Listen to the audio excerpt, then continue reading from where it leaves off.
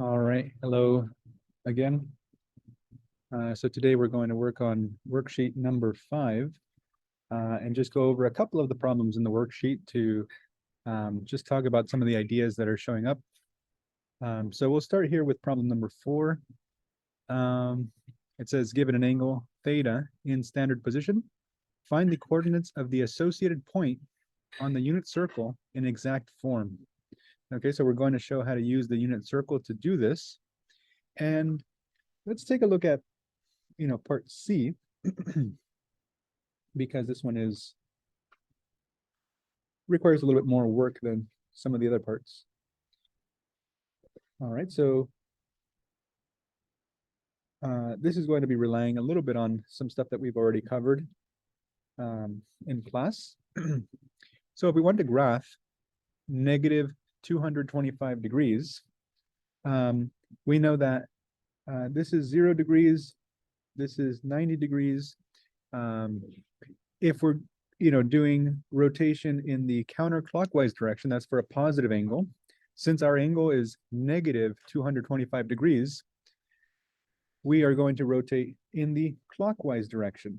And so if we go in the clockwise direction, we could call this negative 90 degrees here, negative 180 degrees.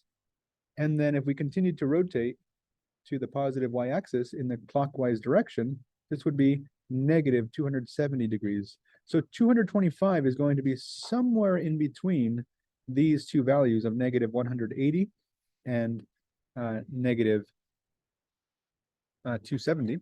So to find out where exactly this angle is, we can subtract, we can take our angle, negative 225, and subtract a negative 180 degrees.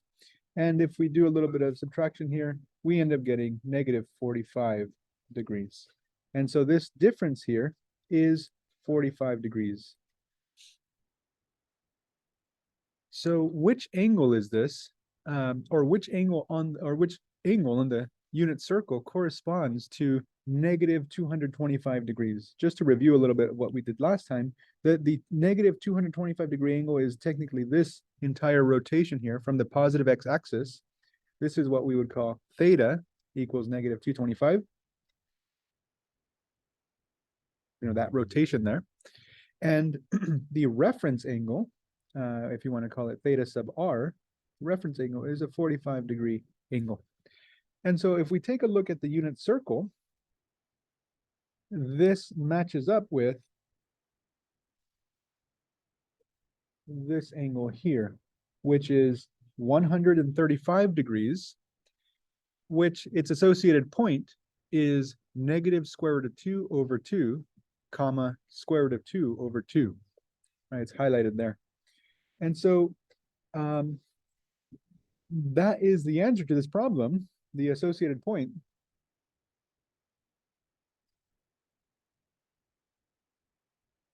is negative root 2 over 2, comma, root 2 over 2. Now, I do want to show one more way of, how you could have come up with this, maybe without graphing it. We could start with our angle theta, which is negative 225 degrees, and we notice that this angle is not in the interval from 0 to 360 degrees. 0 to 360 degrees is the interval of angles that are on the unit circle. And so what we want to do is we want to find a coterminal angle, an angle that's coterminal with negative 225 degrees, but is between 0 and 360 degrees. And the way that we do that is by noticing that negative 225 is somewhere to the left of 0. It is below 0, right? Because it's a negative value.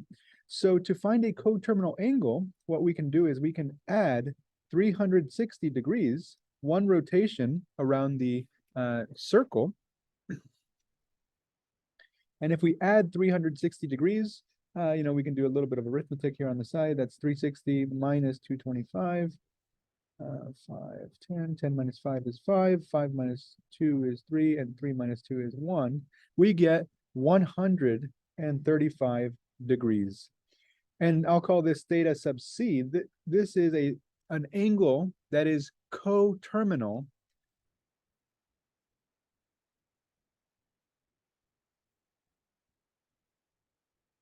with, negative 225 degrees.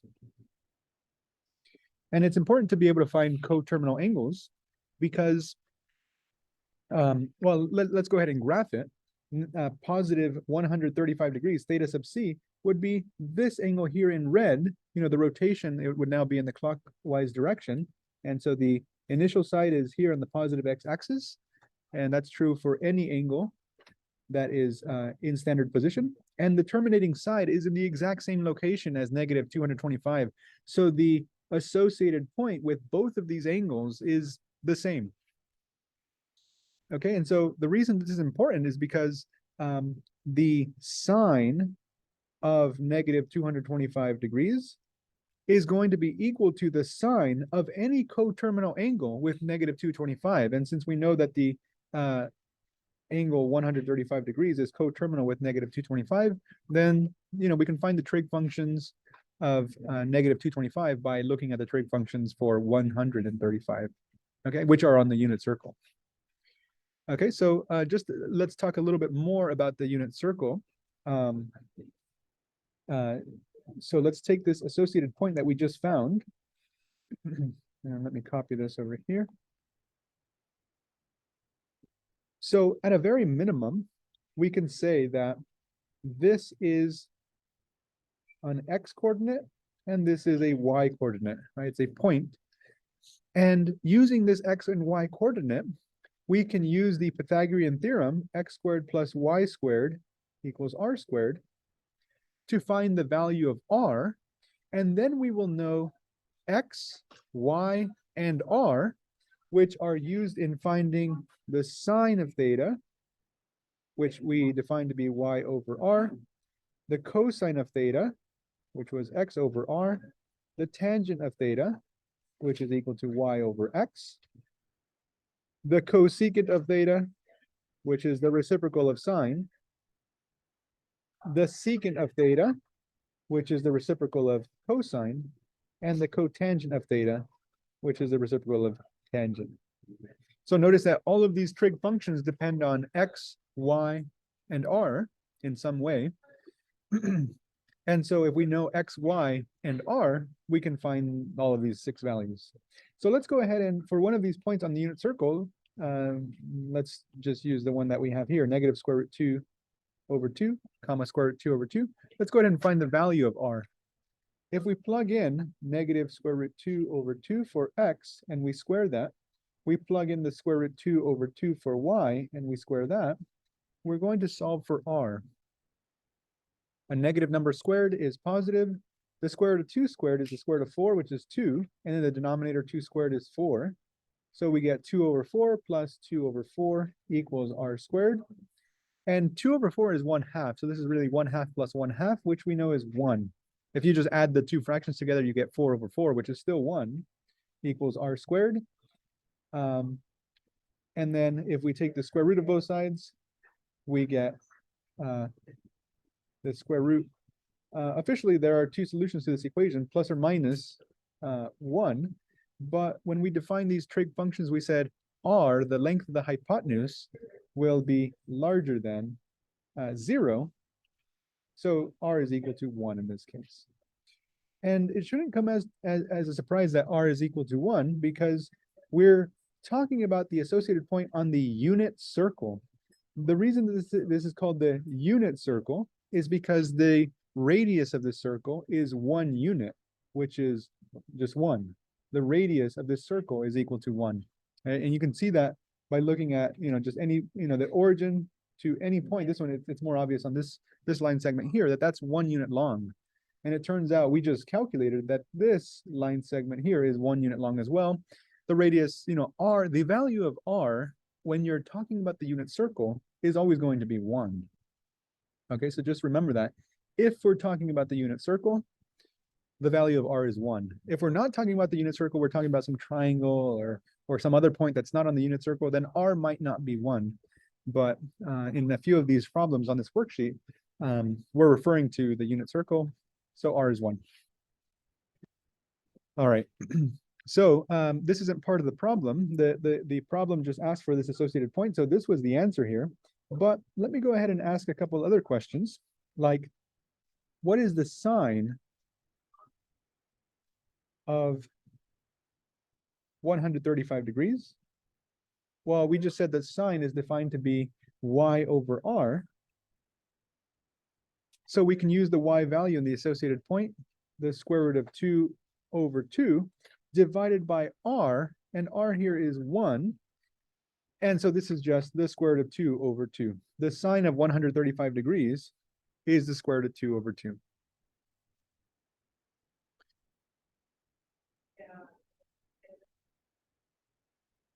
The cosine of 135 degrees is x over r. If we're talking about the unit circle, we could simplify this down to just x over 1, since r is equal to 1. And so this can be just x, the x coordinate, in this case, since we're talking about the unit circle, and the x coordinate is just negative square root 2 over 2. And then let's take a look at one more. Let me ask for the sine of negative 225 degrees. We talked about this earlier, but I just want to drive the point home a little bit. If we ask for the sine of this angle, negative 225 degrees, well, we said earlier that it is equal to the sine of any coterminal angle, any of its coterminal angles, and so 135 is one of those. And so we found that that is equal to the square root of 2 over 2. Okay, so this is just the same as this answer here, because negative 225 and 135 are coterminal angles. Okay. So just a little bit there, if we could find the secant or cosecant or whatever using x, y, and r as well. All right. Let's take a look at another problem here, maybe one involving radians. So let's take a look at problem number 5. It's going to change the problem a little bit because it's number 5 now, not number 4, but they're very similar. The problems are very similar, and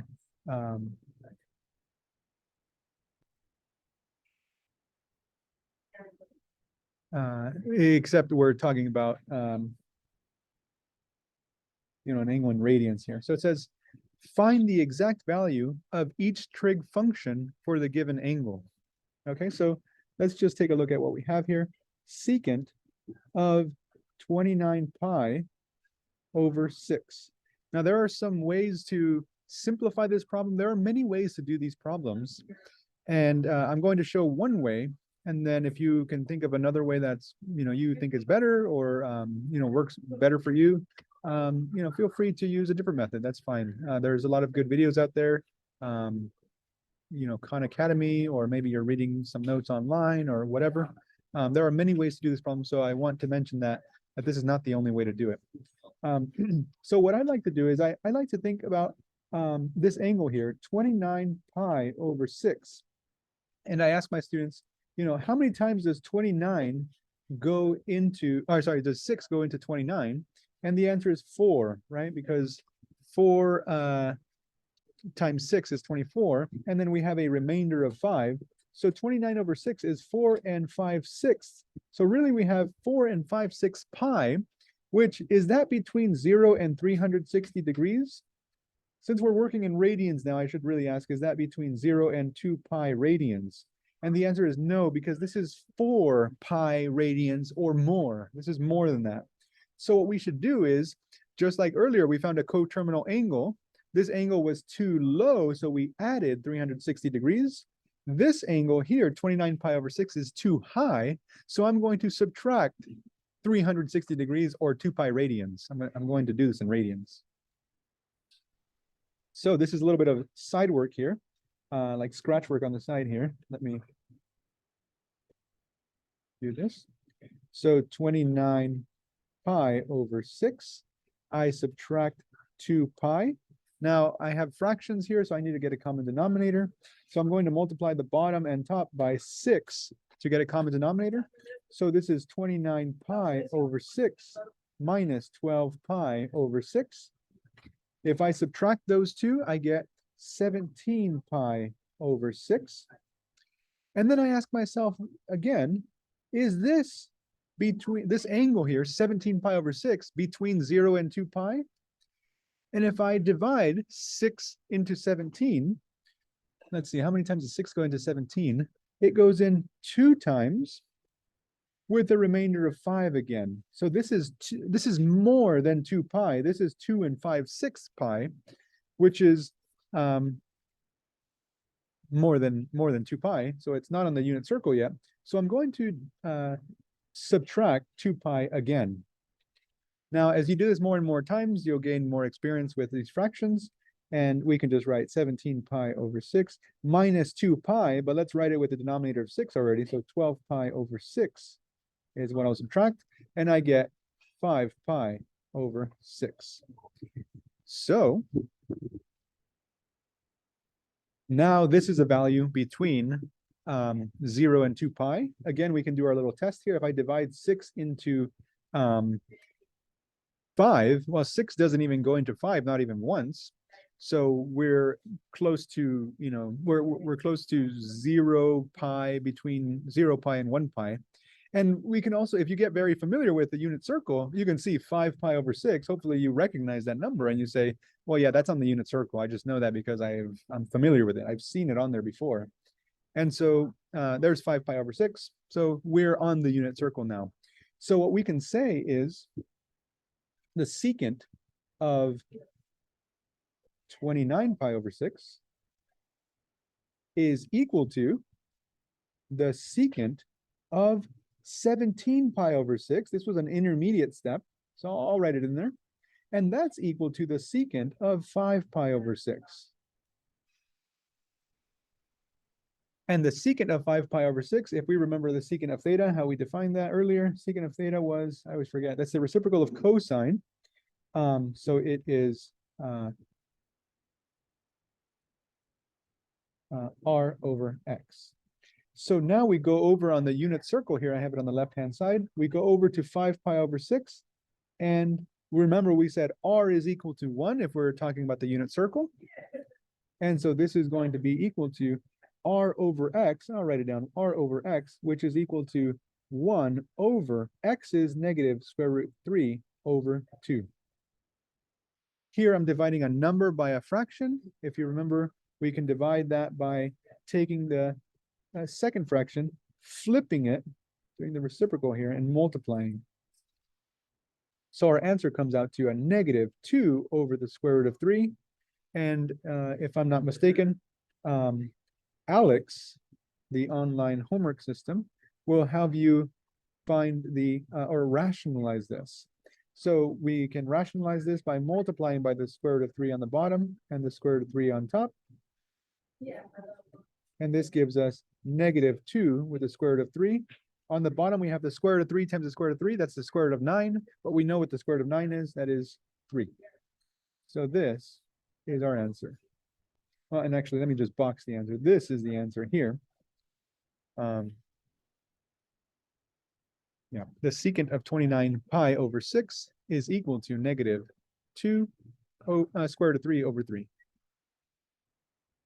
Okay, so I'm choosing problems that take a little bit longer or have a little bit more work involved so that,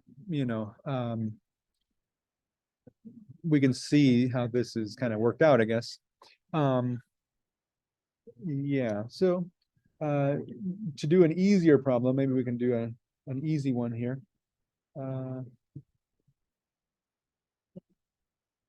In case we want to see an easy one.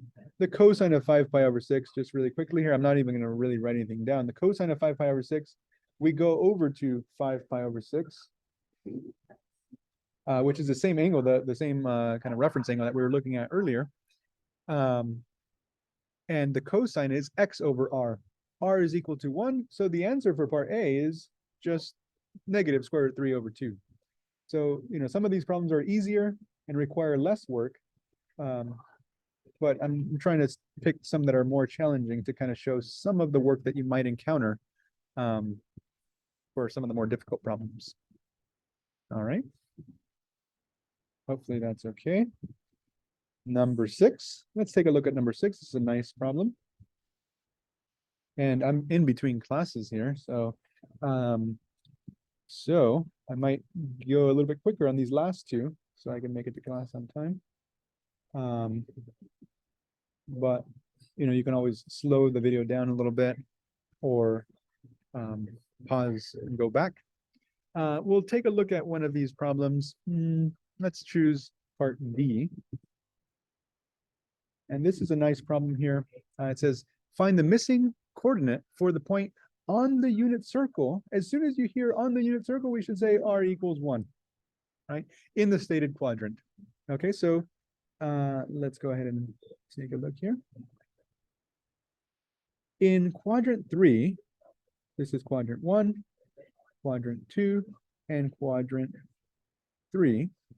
So there's some point, it has some x coordinate that is unknown, and then a y coordinate that is negative. So there is a point somewhere in this quadrant. I'm just going to draw it right here. And with this point here, we can draw a line segment to the origin. And then we can drop a perpendicular line segment here to the x-axis. We want to make our angle with the x-axis, or our triangle with the x-axis. And then the unknown x value is this length here in that triangle. This is a right triangle. The y value is negative square root 5 over 4. And the negative, since we're in quadrant 3, we can kind of, confirm that we are in the correct quadrant, because in the quadrant that we're working in, the y values are negative, and the y value that was given in this problem is negative. So everything seems to be matching up correctly.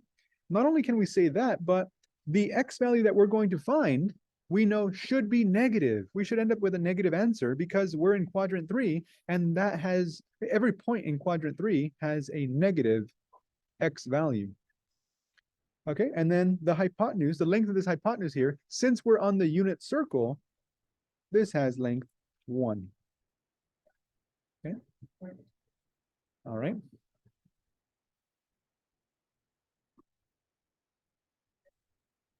All right, so let's go ahead and find the missing x value.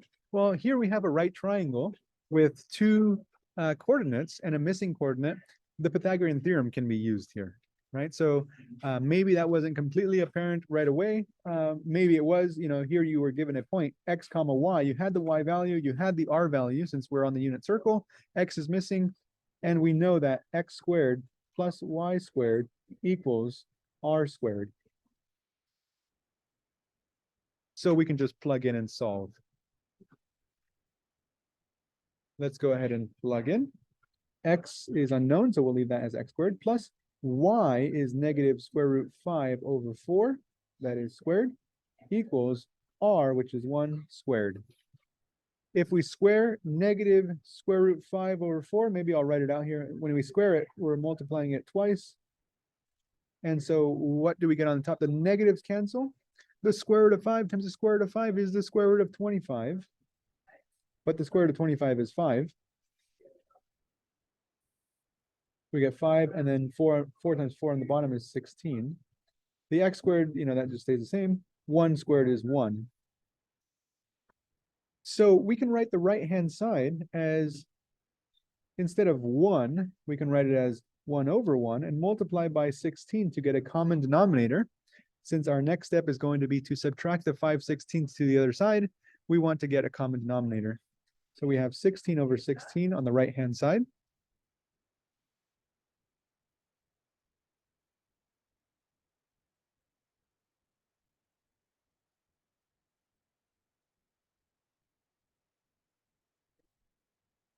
So let's go ahead and subtract the 5/16. X squared is equal to 11 over 16. And when we take the square root of both sides, we have to remember that there are both a positive and a negative solution to this equation here. So x is equal to, what is x equal to? X is equal to the square root of 11. The square root of 16 is 4. But remember that we said we are in quadrant 3, which means the x value needs to be negative here. We're going to choose the negative answer for x. The positive x value, I don't want to talk about it too much, I guess, but that represents if our y value was negative, we could be in quadrant 4, and our radius or our r value is still 1. In this case, x would be positive. But this is if we were in quadrant 4. This problem specifically told us we are in quadrant 3. So this is not the triangle or we're referring to. So our x should be negative. So that is our answer. Negative square root of 11 over 4. All right. Hope that was okay. It's just the Pythagorean theorem, basically, that we used. And then we've got one more problem that I wanted to go over in this video. Number 7.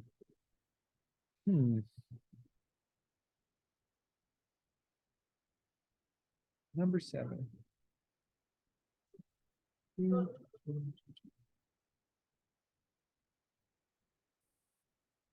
Yeah, and so now you should be, equipped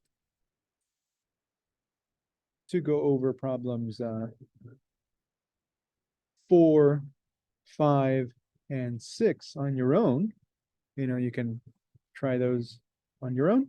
And then after this one here, you should be able to do number 7. So let's see, can we just give 2 values here? Let's pick one of these here.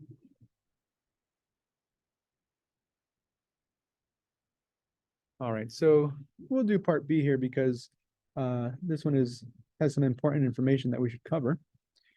So here we're given that the cosecant of theta is equal to negative 13 over 12, and theta is in quadrant 3. Oops. Yeah, sometimes I write it like this. Quadrant 3. Okay, so let's draw this the angle that has this cosecant. We can draw an angle in quadrant 3. Quadrant 3 is right here. And there's some angle whose cosecant is negative 13 over 12. Now, remember the way that cosecant was defined. Cosecant of theta is equal to r over y. It's the reciprocal of sine, right? So this negative 13 over 12 can be written as negative 13 over 12. Not thinking about the trigonometry right now, but just that we can write this fraction in 3 different ways since there's a negative, or we can write it as 13 over negative 12. All 3 of these fractions are the same number. And so which one of these kind of fits the trigonometry better? Well, we said earlier in the class that r, the value of r, is actually always positive, always larger than 0. And so that means that we really should not use this interpretation of that fraction. It would be more advantageous to use this one here, because if we think of this as r over y, then that tells us that the y value is negative. And notice if we are in quadrant 3 down here, y values are negative down here. So this is, making sense here. It matches up with what we are given. So let's go ahead and draw a triangle similar to what we did earlier. The y value, for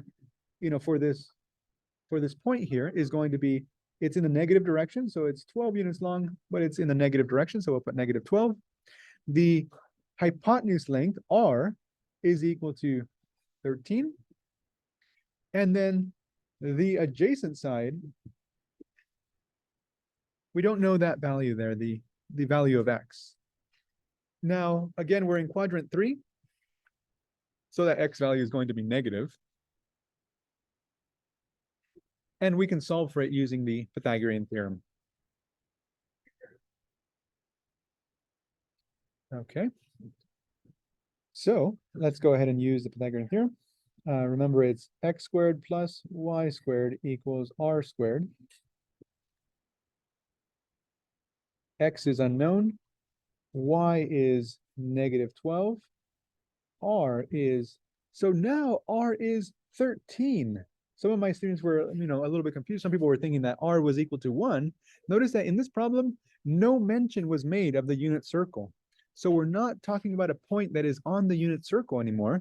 This point here is actually 13 units away from the origin. It's very far from the unit circle. So r is equal to 13 here. The unit circle, we weren't told to use the unit circle here. All right, so oops, and I forgot my little square on the -12. So I can square these values.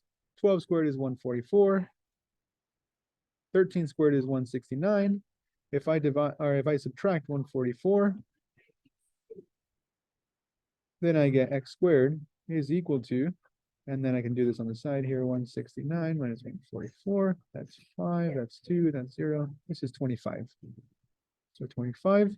If I take the square root of both sides now, remember that when you take the square root in an equation like this, there are two solutions to the equation technically.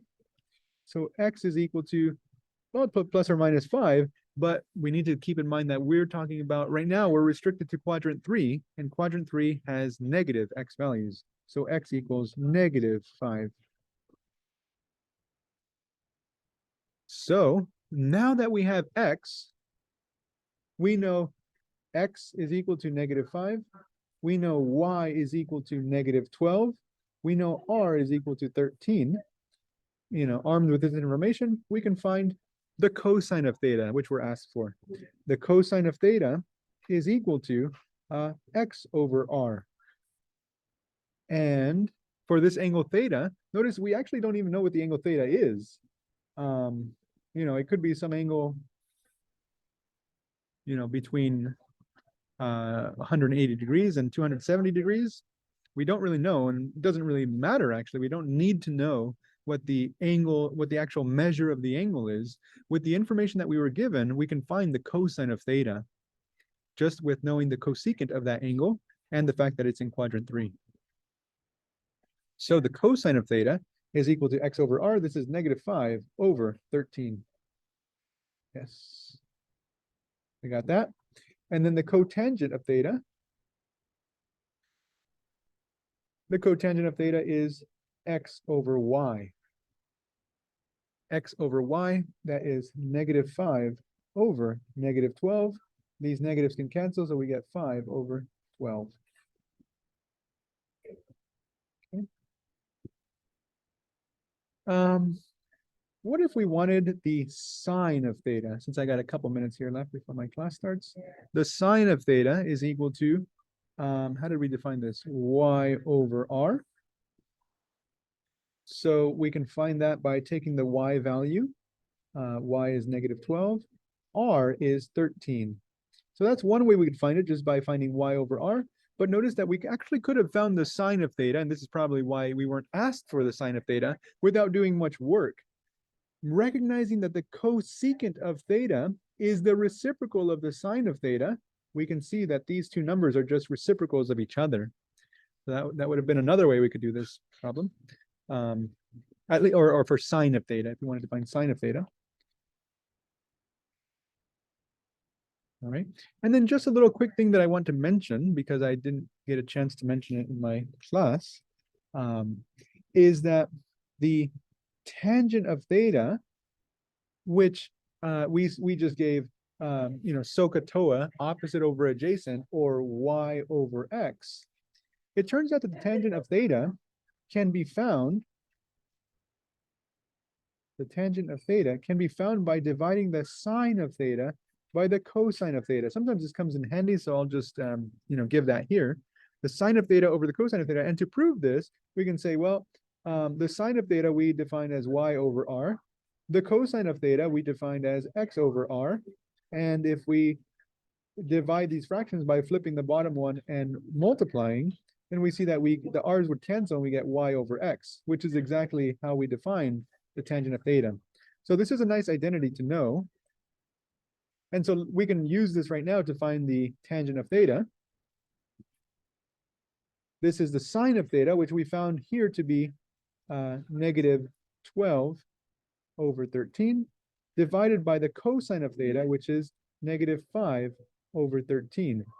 And we can see that we could cancel out the denominators, and we get negative 12 over negative 5, or 12 over 5.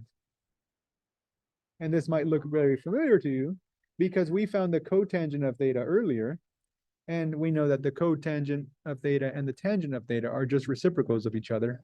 And so we can see the answer to those two trig function values are reciprocals of each other, which, should be, is true. All right. So as the last thing here, just the last minute, let's go ahead and just mention one more thing. We mentioned all of these 6 trig functions earlier, including these. And we can see that by the way that cosecant of theta is defined, it is just the reciprocal of the sine of theta.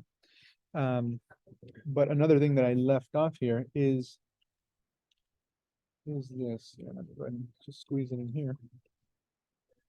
This is another identity that's given in the textbook. The cosecant of theta is equal to 1 over the sine of theta. The secant of theta is 1 over the cosine of theta. And the cotangent of theta can be found by taking 1 and dividing it by the tangent of the angle theta. Okay, so there's a couple more identities there to know. And then I guess the last thing, just because of I had some students come into my office hours and not really know the pronunciation of these functions, just in case you want to know, I'll write the names of them. The sine is spelled sine for sine of theta. The cosine, the tangent function, just spelling them out in case you want to practice reading them here. The cosecant function, the secant function, and the cotangent function. So those are the names. And then theta is the angle that we use most of the time. There are others that might be used, but just wanted to write them out so you can see the names, and in case if you want to call it sin or cos, that's fine, I guess, as well. But just a little bit extra information there. All right, so hopefully that video helps you with problems 4, 5, 6, and 7. And apologies if there's any noise in the back. Yeah, so I'll see you in the next video. We'll do probably problems 8 and 9 for the next video, and talk about those topics a little bit more.